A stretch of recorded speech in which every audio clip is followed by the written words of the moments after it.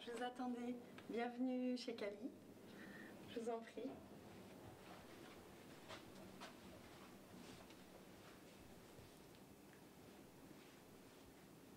La petite lumière qui m'a fait que j'avais envie d'aller plus loin, c'était une raison financière. On va pas se le cacher, hein, je me dis pas... Non, c'était une raison financière aussi parce qu'on me propose tout de suite tant pour 1 heure de tournage. C'est pas anodin quand t'as fait que de l'usine ou des trucs comme ça. Normalement, elle peut demander 350 juste pour du vaginal. Et puis bah, y a ce côté très excitant de la caméra de te dire ouais, y a des milliers de mecs qui vont se branler sur moi. Oh, ça c'est génial. Et ça en fait j'avais envie de ça. J'avais envie de ça. Ce qui me plaît le plus, c'est les conditions réelles quoi. Les conditions réelles de tournage. On me voit dans une scène, on se dit pas Cali, comment je pourrais l'imaginer en vrai quand elle fait.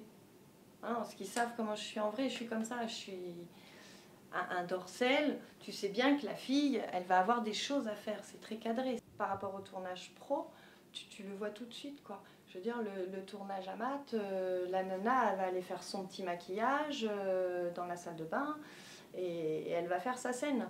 Le tournage pro, déjà, elle va avoir son maquilleur. Après, au niveau du matériel aussi. Le matériel, tu le vois arriver sur une scène, tu le vois que... Bah oui, quand tu vois un mec avec sa petite GoPro, machin, pour un POV, bon bah c'est du pur amateurisme.